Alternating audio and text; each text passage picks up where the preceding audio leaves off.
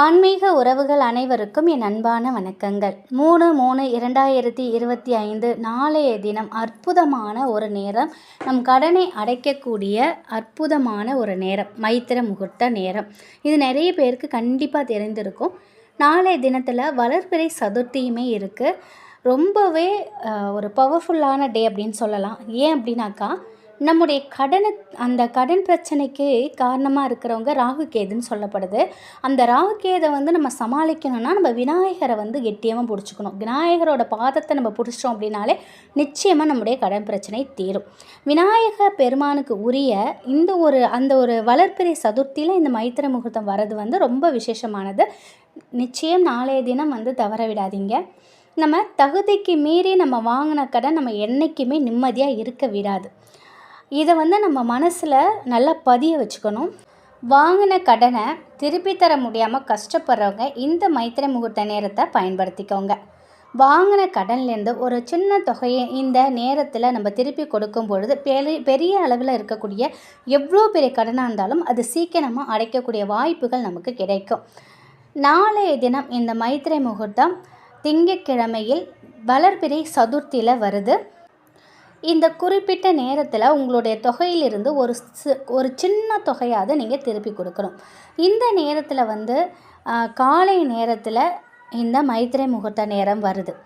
காலை 8:46 10:33 மேஷ லக்னமும் அஸ்வினி நட்சத்திரமும் கூடும் நாள்.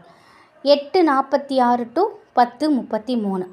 இதோட மையப்பகுதி பார்த்திங்கன்னா 9:21 9:56. இந்த நேரத்தை நீங்கள் பயன்படுத்திக்கோங்க. இந்த நேரத்தில் நீங்கள் பூஜை அறையில் ஒரு தீபம் ஏற்றி வைத்து விநாயக பெருமானுக்கு கொஞ்சம் அருகம்புல் வச்சுட்டு மனசார வேண்டிக்கோங்க.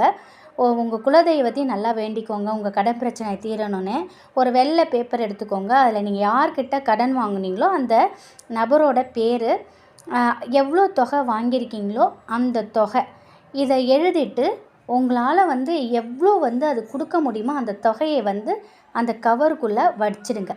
இதை இந்த நேரத்தில் பத்திரப்படுத்தி வைங்க. இதை அவங்க பேர் போட்டு அந்த ஒரு தொகையை போட்டிருக்கோம், அது அவங்களுக்கான பணம். அந்த நேரத்தில் நம்ம அவங்கள்ட்ட அந்த பணத்தை கொடுத்துட்டோம். இந்த மாதிரி செய்யும்பொழுது சீக்கிரமே நம்முடைய முழு கடனை அடைக்கக்கூடிய ஒரு நேரம் நிச்சயமாக வரும். மொத்த பணம் கிடைக்கும் பொழுது அந்த கவரில் இருக்க பணத்தோடு சேர்த்து நீங்கள் கடன்காட்டை கொடுத்துருங்க. இப்போ இந்த ஒரு கரெக்டான இந்த நேரத்தில் நீங்கள் இதை பயன்படுத்திக்கோங்க. இல்லை நான் கடன்காரவங்க பக்கத்தில் தான் இருக்காங்க, ஒரு 1000 ரூபா வாங்கியிருக்கீங்கன்னா சரி ஓகே, அந்த ஒரு 500 ஒரு 200 கொடுக்கும்போது அவங்க வாங்கிப்பாங்க. இதே நீங்கள் 1,00,000 வாங்கியிருக்கீங்கன்னா ஒரு 500 தான் உங்கள் கையில் இருக்குன்னா அதை நீங்கள் கொடுத்தா வாங்கிப்பாங்களா? அப்போ நீங்கள் இந்த கவரில் வச்சு அந்த நபரோட பேர் எழுதி நீங்கள் அந்த கவரில் போட்டு பத்திரப்படுத்தி வச்சுக்கோங்க. முழு கடன் எப்போ அடைக்க போகிறீங்களோ அப்போ நீங்கள் அதோடு சேர்த்து போட்டு கொடுத்துக்கோங்க. இதை நீங்கள் எப்பொழுதுமே இந்த மைத்திர முகூர்த்தத்தில் நீங்கள் ஃபாலோ பண்ணிக்கோங்க. விநாயக பெருமானை நினைத்து உங்கள் கடன்லேருந்து ஒரு சின்ன தொகையை நீங்கள் திருப்பி கொடுக்கும் பொழுது நிச்சயமாக உங்களுடைய கடன் பிரச்சனை படிப்படியாக குறையிறத நீங்கள் கண்கூட பார்க்கலாம்.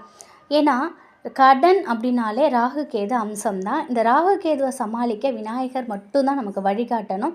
நாளைய தினம் இந்த மைத்திர முகூர்த்த நேரத்தில் விநாயகர் கோவிலுக்கு போகும்பொழுது கொஞ்சம் அருகம்புல் எடுத்துகிட்டு போங்க. முடிஞ்சால் ஒரு தேங்காய் கூட எடுத்துகிட்டு போங்க.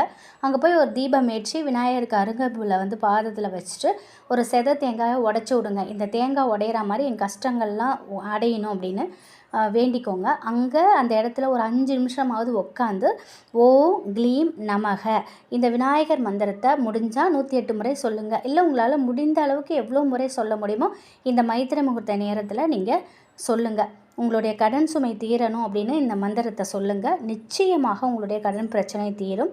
நாளைய தினம் உங்கள் வீட்டு பக்கத்தில் உள்ள கோவிலுக்கு நீங்கள் போய் இந்த வழிபாட்டை செய்யுங்க. இந்த மந்திரத்தை அப்படி நீங்கள் கோயிலுக்கு போக முடியல, கோயில் திறந்துருக்காது, இல்லை போக முடிய சூழ்நிலை அப்படின்னாக்கா வீட்டில் இருந்தபடியே நீங்கள் மனசார இந்த நேரத்தில் ஓம் க்ளீம் நமக உங்களால் முடிந்த அளவுக்கு இந்த மந்திரத்தை நீங்கள் சொல்லுங்கள். நிச்சயமாக உங்களுடைய கடன் பிரச்சனை தீரும், பண வரவு அதிகரிக்கும். நம்ம முதல்ல கஷ்டப்பட்டு உழைக்கணும். நம்ம நேர்மையோடு இருக்கணும். நேர்மையோடு நம்ம உழைக்கணும். உழைக்கக்கூடிய பணம் வீண் விரயமாகாமல் ஒரு நல்ல ஒரு செலவுக்கு நமக்கு பயன்படுவதற்கு தான் இது போன்ற வழிபாடுகள், பரிகாரங்கள். நம்ம நாளைய தினம் இந்த மைத்திரை முகூர்த்த நேரத்தை பயன்படுத்திக்கோங்க. காலையில் 8:46 காலை 10:33 வரைக்கும் இருக்குது. இதோட மையப்பகுதி 9:21லேருந்து 9:56 வரைக்கும் இருக்குது. இந்த நேரத்தை நீங்கள் சரியாக பயன்படுத்திக்கோங்க. இந்த ஒரு மந்திரம் ஓம் க்ளீம் நமக. இந்த மந்திரத்தை சொல்லி விநாயகர் பெருமான்கிட்ட முழு மனசோட வேண்டிக்கங்க. நிச்சயமாக உங்களுடைய கடன் பிரச்சனை தீரும். பண வரவு அதிகரிக்கிறதுக்கு உண்டான அத்தனை வழிகளையும் நீங்கள் எடுக்கக்கூடிய ஒவ்வொரு முயற்சிகளையும் தடையில்லாமல் விநாயகர் காத்து கொடுப்பாங்க.